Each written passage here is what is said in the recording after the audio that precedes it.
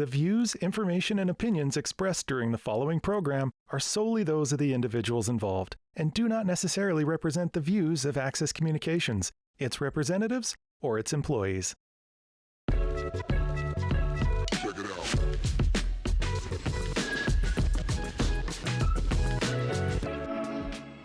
Welcome to RezX, an Indigenous lifestyle show for everyone. I'm Brad Bellegarde. I'm Tyler Tootoosis.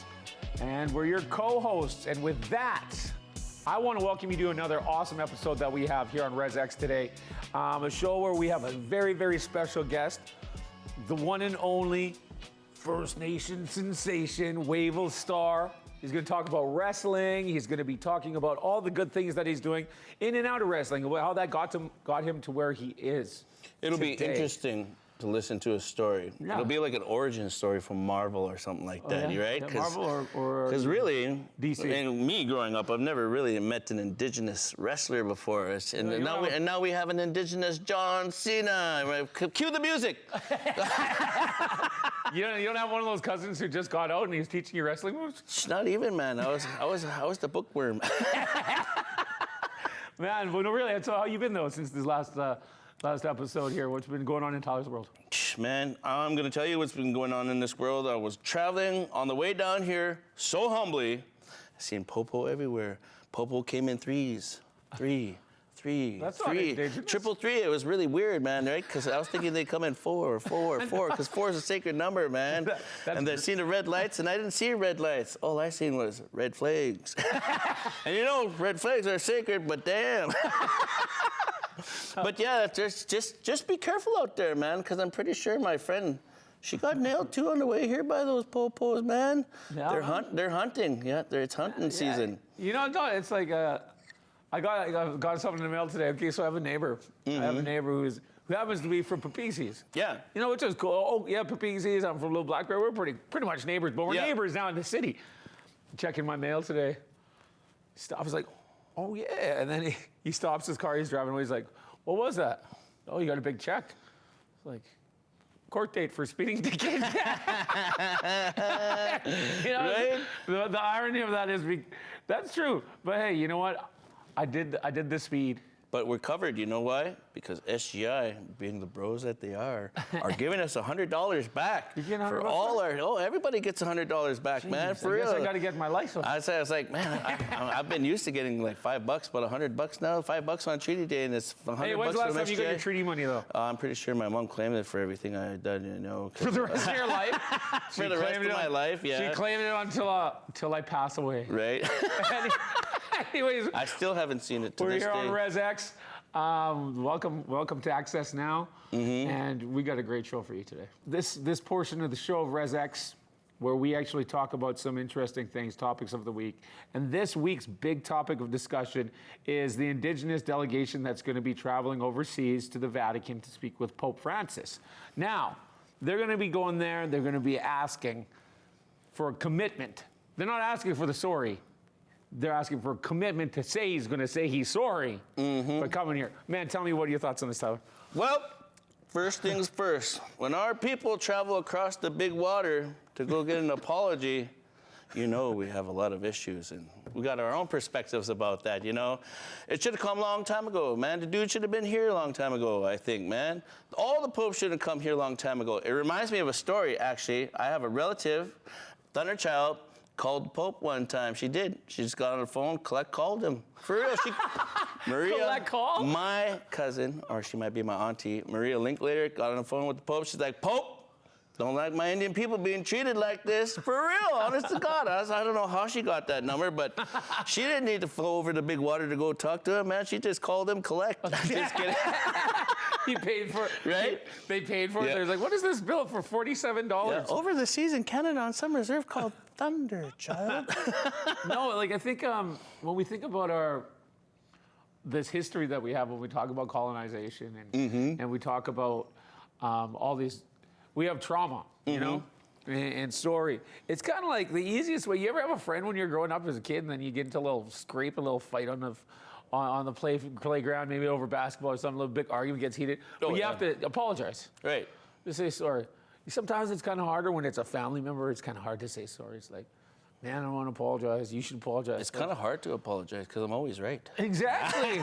So now that's the mentality that we're dealing with here. Right? So the commitment is to come. Now there's a big delegation of leaders, Indigenous leaders that are going to be going down there. They have Métis, the Inuit. There's the, I don't know if there's any Nakota going.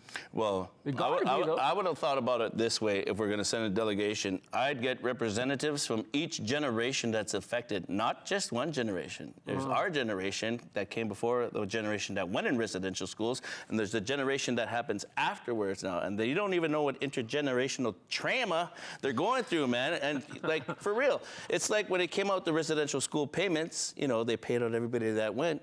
But what happened to everybody that was affected by, like the second generation, the generation after that? Dunspeed Chief, where's my checks for that? My trauma checks, right? Tyler is accepting gas cards right now because the gas price is so high. Because the truck don't run on blessings, yo. It's kind of hard to stuff that tobacco down that little place where you pump that gas into. I think that's one thing our delegation should ask Mr. Pope Francis. Hook us up, man, with some Vatican gas. Because then we'll be holy rollers. I think they probably have Teslas there, man. Right? I'm pretty sure everything's electric there. But, so if you got asked to go on that delegation, would you go? Hell yeah, I would go, man. Why would you go? I would go there, and I would come straight from a place. I'd come from a place of honesty and commitment to my people, to say what needs to be said so they can hear what needs to be heard, man, in the way that we talk. And I wouldn't talk in a manner of, you know, how everybody would probably address the Pope, hey? You know, because we've never really addressed him. I'm pretty sure you're supposed to bow, I don't know, or something like that, right? And he just kind of flicks that holy water on you or something like that. But anyways, I just come out and be, you know, I'd be myself, you know, because he's human too, and so are we.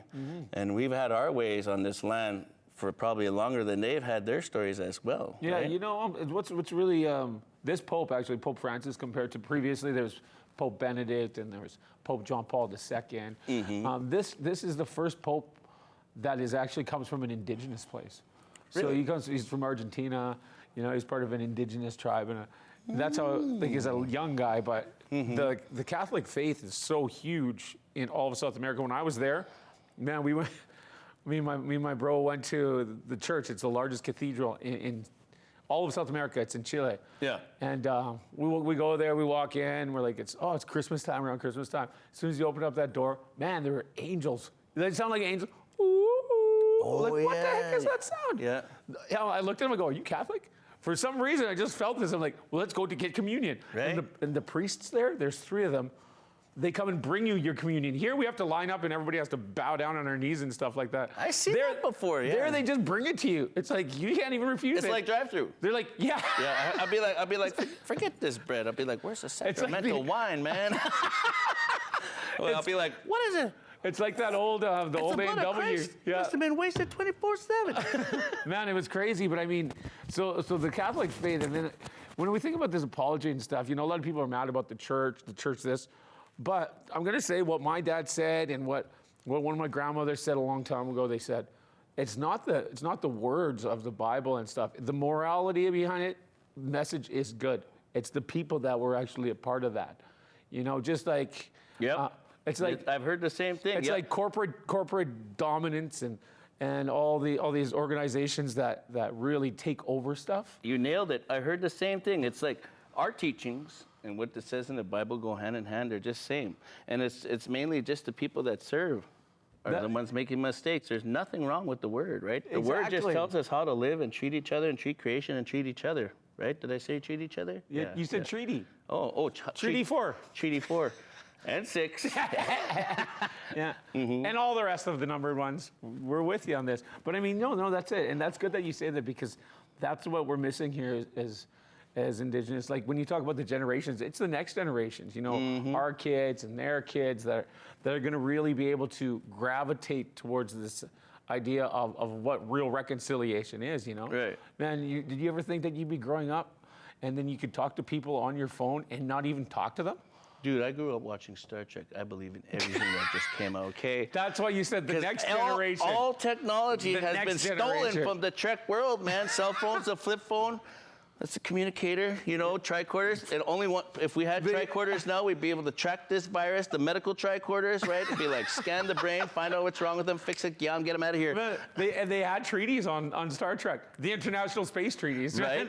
And there is also, where does they call that document? They should have had the document that time when they came overseas. What did they call it on Star Trek, where they cannot alter or interfere? The Prime Directive. Yeah, the That's Prime it. We need a Prime Directive. Yeah. Right? Get rid of the Doctrine The only thing we got now is Prime Rib. Here at RezX, I want to welcome the guest of honor. We call him the star of the red car, the First Nation sensation, Wavell Starr. And he's here right now. We're pleased to have you with us, man. Welcome to RezX. How you doing? I'm doing well, thanks. I've never been called the star of the res car. Hey, there's lots of first happening on here. First time for everything. I've been doing well, man. How are you doing? I'm doing good, Good. man. How are you doing, buddy? How are you doing? Nice to meet you, Wavell Starr. It's good to have you here on the Nice show. to meet you as well. Good to meet you. It's quite a handshake. And before we get started, I just want to say, welcome to the Wavell Starr Show. Hey, everywhere you go, there's a You star. heard that. You heard that right here. You can't teach that. So you've been the pandemic hit. You've been doing a lot. Before that, you were on the road doing a lot of shows. Yeah. So what's going on now? Pandemic's kind of like dissipating. What's on your agenda? The agenda is to get going again. Honestly, prior to the pandemic, I was looking at like pretty much winding right down.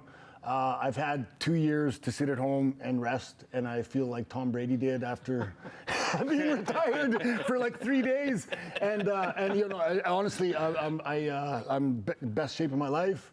And I'm a little bit bored, honestly, after spending 2 years at home, and just looking forward to getting out there. I've got a trainee named Brent DeHennecue, who some people might know from the Powwow Circle. He's out from Big River, and I've trained him, and I'm starting to get him out on the road. So we're looking to get out in the communities and You're feeling entertain some folks. antsy here. You know, you and I are from Fowl Hills, so he's from Treaty 6, so that's your go-to right there, I man. just rode in on my buffalo chaser just a little while ago, man. Kit. Well, that's what he looks like. I made that out of mashed potatoes.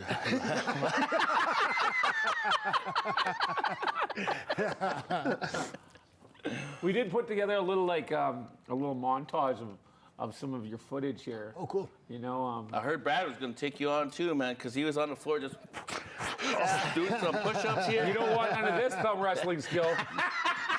Look at that. I'll simplify snooker. Right out the thumb from the top rope. But yeah, we're gonna take a look at it, and then let's chit-chat a bit more about. Sure. Heck yeah, man. We'll get an in-depth look into the world of wrestling. Oh, check it out. Here we go. Oh, where's this Rex? It's legal.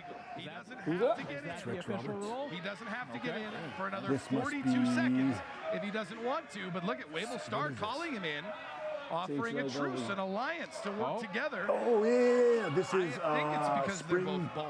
Now, Some Rex sort of a Roberts spring made his card. return at Meltdown, like I said. And with this a was victory I believe this was the show where we had Sheik Mick Foley in. Gotta wow, think you that had, Shabazz did he come would with love to be Socko? the one to throw Yes. Roberts over the Yes, he top did. rope. And as a actually, he little brought bit of the crowd. Like revenge you can't for see it very spring well Meltdown because it's this year. dark Look at in the Wavell, studio makes lighting. the alliance, But that's a then packed having to house. stand I back think to that was the younger Italian club. Shabazz to the dirt Yeah, board. yeah, and it was Over packed. It was packed. Man, that's awesome. That's some awesome footage. You mentioned that's Mick Foley, the Mick Foley, The Mick Foley, yeah. the guy who flew from 30 feet in the air off the Off the cage. cage with the Undertaker. With yes. the Undertaker, he got powerbombed Yeah, right he through was right that. there. He was at that show. Man, that's crazy. I would have yeah. adopted him, man. I would have adopted him right there. Be like, hey, man, you're a part of the tribe. Were you using medicine? Yeah. You're probably going to give him a headdress, Yeah, weren't you? for real, man. You're going to give everybody headdress. Yeah, when he fell out there, did you use Lakota when they were sore afterwards, bro? I got Lakota. Just rubbing it on his. Right? I think that guy's permanent arthritis. Yeah, I don't know if that stuff will work. Let me ask you this then. So getting into the business, getting into being a wrestler, you know, we Yeah. grew up watching wrestling. Like I brought Hulk Hogan here. You got British Bulldog right there. It was a big part of my life growing up. Every Saturday morning and stuff. Yeah. So out of all your cousins, which ones did you dominate the most? John Starr. Immediately.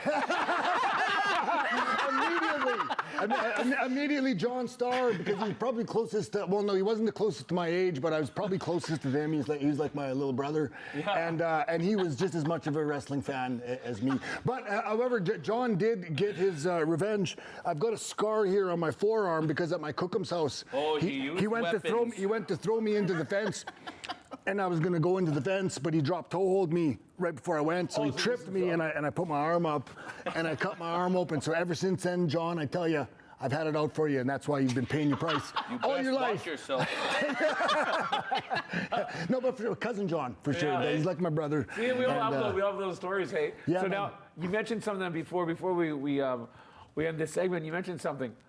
When you were in Calgary, you remember there used to be Stampede Wrestling? Yeah, man. Tell me something about these guys, British Bulldogs, like watching all the Hearts and stuff like that. How big of that was an influence on you coming up as a wrestler? I could talk for hours about the British Bulldogs, and I was telling you about how I just really felt as a kid, because you watched them at the exhibition auditorium and watched them get popular. I just really felt like I was part of it, you know what I mean? So I really felt like this huge fan as a kid. And then when I started with Stampede Wrestling, after my first show on a Friday night at the Stampede Pavilion, which was one of the best moments of my life, after that, the Hearts invited me out. They were going to Earl's in Calgary on a Friday night, and I was like, oh, sure, I'll meet you guys there. So, I drove there by myself, and it just happened to show up at the same time as Davey Boy Smith at Earl's in Calgary, and that was at the time when he was the European champion. Yeah. So he was just making his return on WWE Raw at the time. And so I showed up at the same time as Davey Boy Smith, and I got to walk through Earl's, a packed restaurant on a Friday night. And I swear to God, like that's probably what it was like to walk with Elvis Presley, because everybody's like, seriously, everyone's heads were like, poof. Look, it's Davey Boy. Look, it's Davey Boy. Like just pointing, like right in front of him, and I was like as if they couldn't see him. Who's that Indian? Yeah. Who's that Indian? Look, who's that guy following Davey Boy?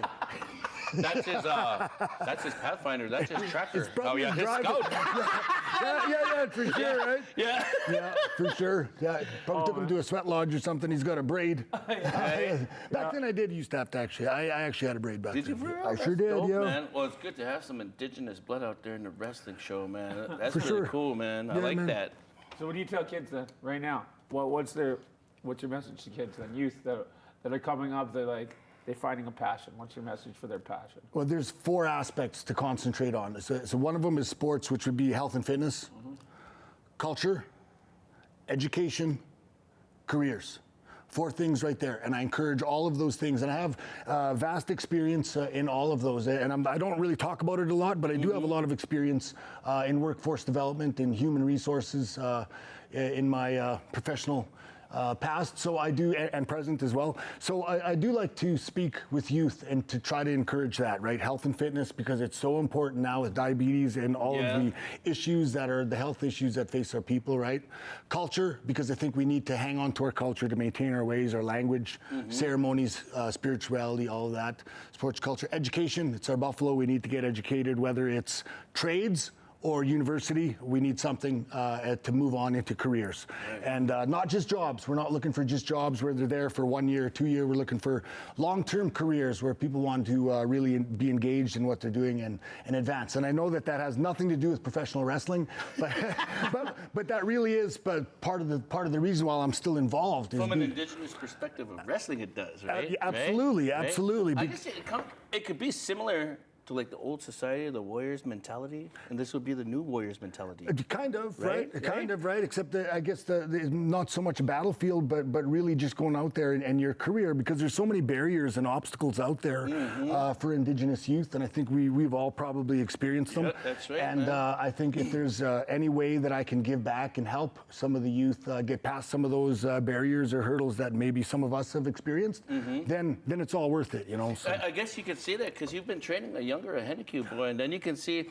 from where he started out to where he is now, the confidence and what it gives him, the skills that he needs to move on in his life, right? Absolutely, and I saw in him exactly what I had, because he was talking a big game right off the bat, and I was like, everybody does, right? Yeah. But when we showed up in Big River, there he was. Like he actually showed up. You know, lots of people commit to showing up and just never show up, right? And you never hear from him. Brent showed up, and we got him in the ring, and we started showing him some stuff. And like right away is like in his very first training session, he was already almost like he'd been training for a year. It is just because he's like literally like a natural athlete, and he loves wrestling, so he caught on to everything really fast. And so I'm looking forward to developing him. And I do actually have some good contacts in the world. It used to be called midget wrestling. I don't know what it's called anymore because, of course, the terminology needs to be updated. But I'm good friends with Short Sleeve Samson, who was one of the more successful mini wrestlers. He had lots of experience with WWE, still has a lot of contacts, and I've committed to Brent that if he wants to keep going, if I see him develop to a certain point, then I'll make that connection for him, because at that point he'll have proved that he's It's for only real. a matter of time, but we see one of our guys on the big show, isn't it? I swear, I swear it's going to happen. And you know, I'm a K-Gats. Yeah. I'm a K-Gats. I'm a K-Gats. That's a good clip, man. That's really good.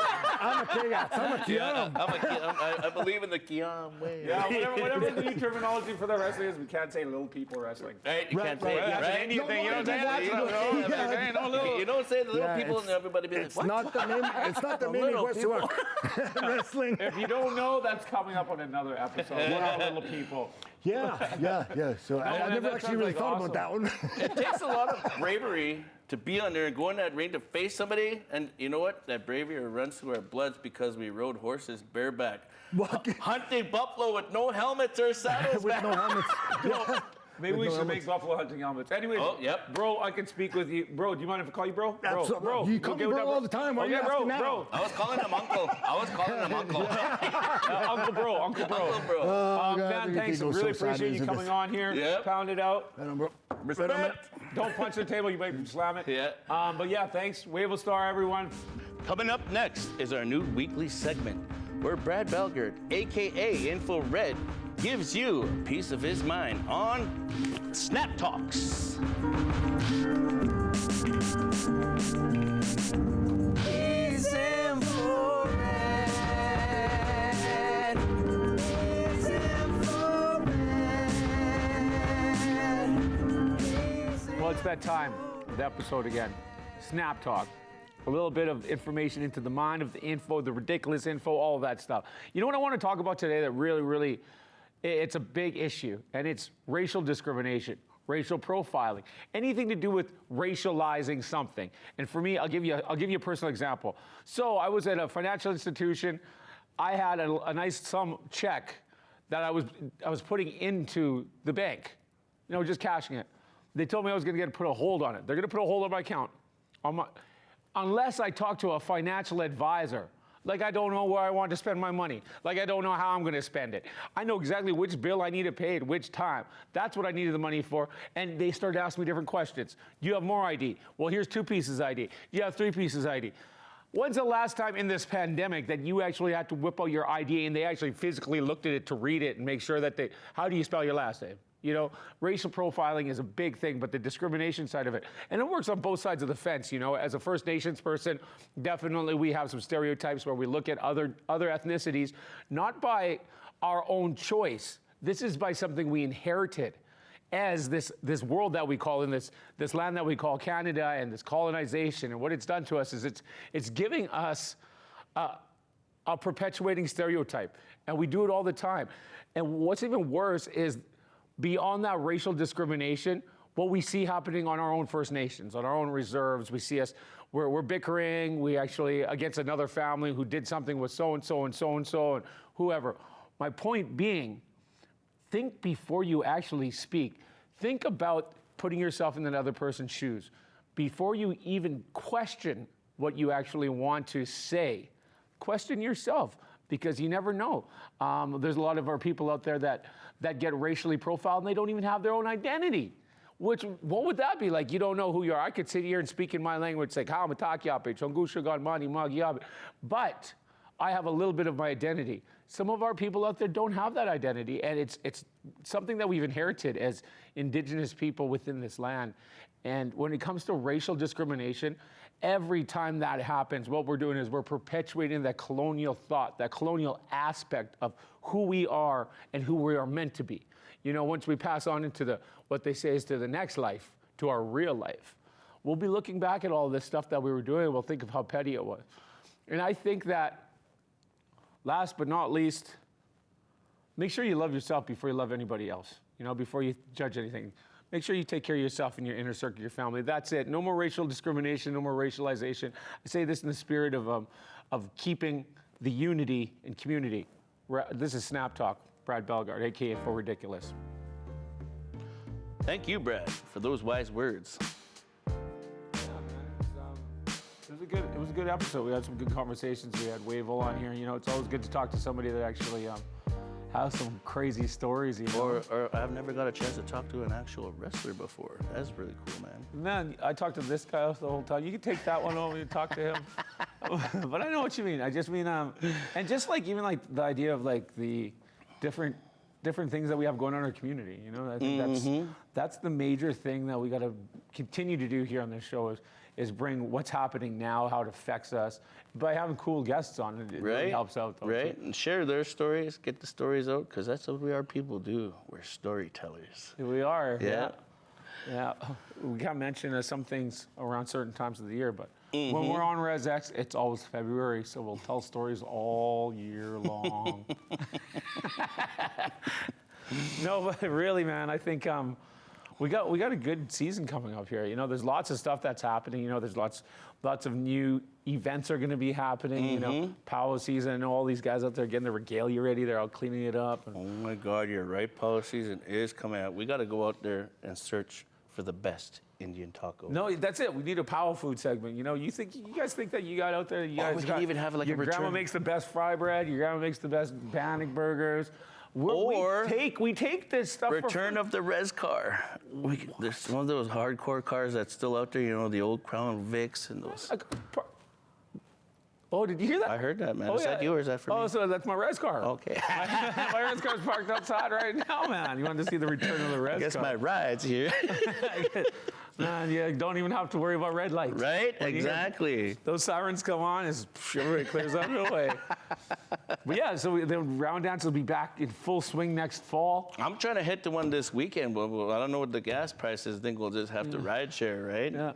Yeah, that's why. Yeah. Well, yeah, you just sign up to sing and you get your honorarium. I mean, if you don't know the songs, just sit there and lip sing, man. As long as you're not off beat. Unless one of your cousins are the stick man, then you know he's gonna put you on the spot. I got a cousin that's a stick man. Yeah. So do I. I think we all do. We all do. You know what?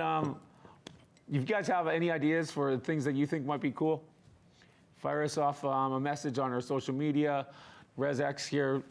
Tyler, thanks for kicking it with me again one more time. Cool, you know, man. It's always a pleasure. You could always check us out here on AccessNOW. I'm Brad Bellegarde. I'm Tyler Tootoosis. See you next week. Cold clothes and old souls with gold pros. Old foes who sold shows and hit lows. I got it all under my belt. No need to wonder why my microphone melt. It gets felt in a manner like people climbing the ladder. The brains are going bananas from making their pockets fatter. I'll shatter the perfect image of rappers looking like gimmicks. Your ears are a perfect witness to witness. There ain't no limit. Just cool. I gotta call Cook and Collect so I have gas to get home. I'm gonna call the Pope Collect right now. When my audio enters the entrance. And it's just the beginning. I've been building my faculty to have a team of precision. We're winning. So gather around and let us celebrate.